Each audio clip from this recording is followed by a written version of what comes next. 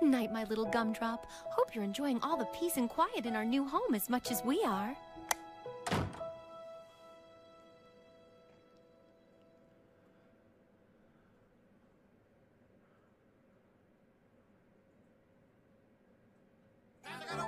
Work all night, search for underpants, hey. We won't stop until we have underpants. Yum, yum, yummy, yum, hey. Time to go to work all night, search for underpants, hey. We won't stop until we have underpants. Yum, yum, yummy, hey. Oh, shit, he's awake! What? This kid is awake! What the fuck do we do? Oh, fuck! I guess we gotta kill him. Alright, fuck it, let's kill him. What are you finding a challenge in this market?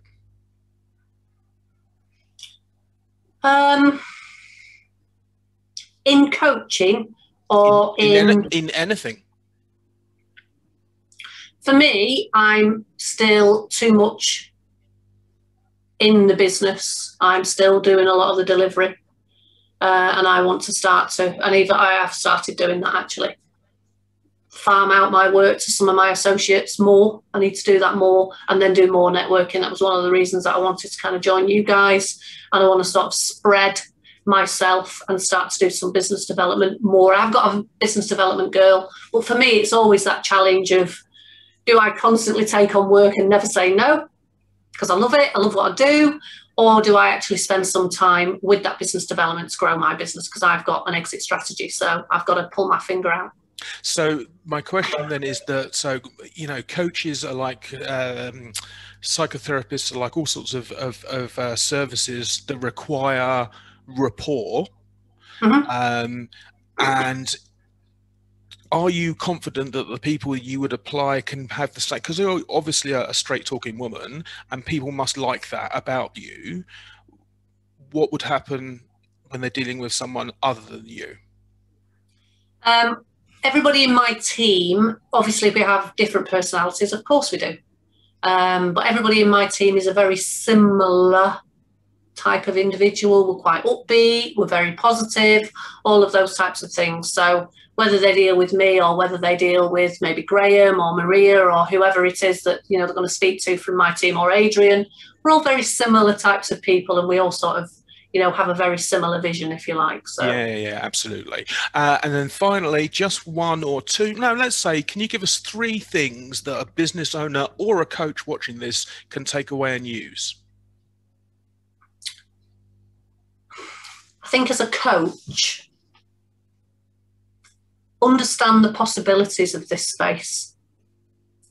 Learn the technology and learn how to utilise things like the annotation tools, things like gain interaction, rather than it just be a passive session. And don't get me wrong, a coaching session should never be passive. It should always be asking lots and lots of questions. Of course it could, that's where the skill comes in massively. But I think online, I've definitely seen it move more to tell. And that's not coaching. No. So it's keeping true to yourself, understanding that the skills that you have work just as well in this space. You just, maybe with just a couple of little tweaks, and embrace it. It's not scary. So Mark, do we have you? Are you with us? I'm with the Woolwich. Are you really? Oh, Barclays, since I was a child. So, so that split of people, does that also show itself in your WhatsApp groups? Totally. And my coaching revolves around teaching people how to network virtually. And WhatsApp groups aren't for everyone. They can be quite chaotic and places. But some people really get it and understand it and enjoy it. And it's all about engagement. And people that engage get rewarded because I then reintroduce them. You know what people's memories like are nowadays, that you need 7 touch points before someone remembers anything. And Gabrielle, you're a great example of someone who engages. You welcome people into the group. And I don't know if you've noticed, I then reintroduce you with your introduction, and then people get to learn how awesome you are.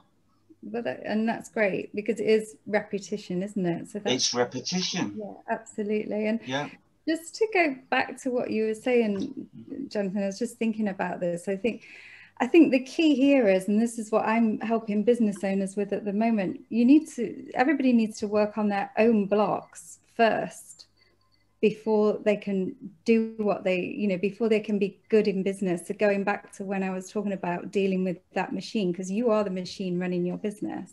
So there's a lot of coaches out there that have troubles, but they haven't dealt with their troubles. They just go and train to do the coaching, and they forget about themselves. They forget about the machine, and they need to work on themselves. They don't need to just recognize this course as something they need, but then they ignore working on themselves, and they just put the course out there. They need to work on themselves first. And I'm saying that from someone who's done it.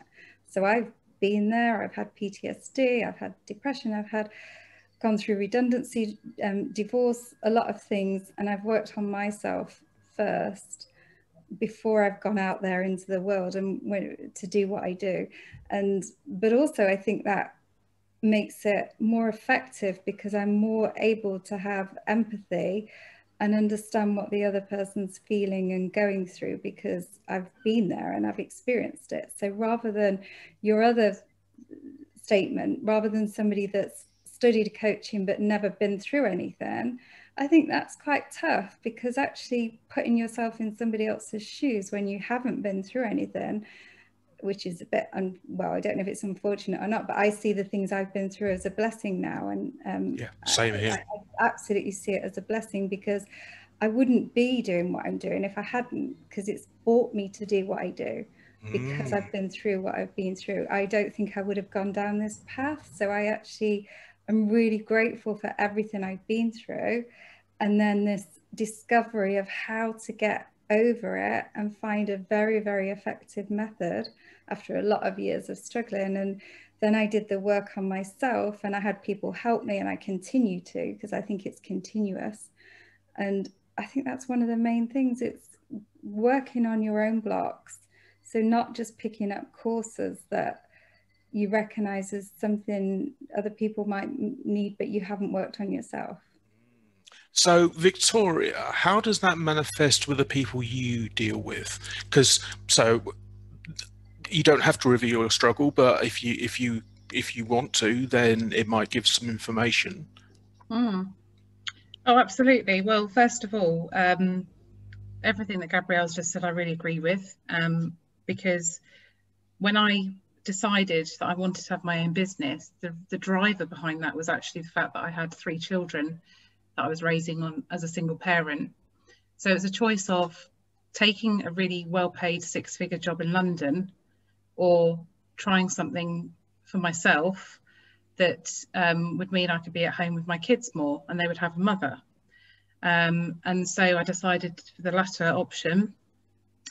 And that was the first reason I decided to set up my own business. Second was I was in recruitment up to director level for 15 years. I was always the new bizzer. I was always the person picking up the phone. I was still love cold calling, if you want to call it that, because I don't mind who I talk to. I talk to anyone, and I'm very good at building rapport and relationships. So all of that together gave me a very successful recruitment career. But it was a chance meeting with Chris Akabusi, actually, the athlete, at a networking event in Milton Keynes. He was the speaker. He got everyone up on their feet in their seats at 7 o'clock in the morning for breakfast, throwing their arms around. I thought, oh, this guy's great. I need to go and meet him.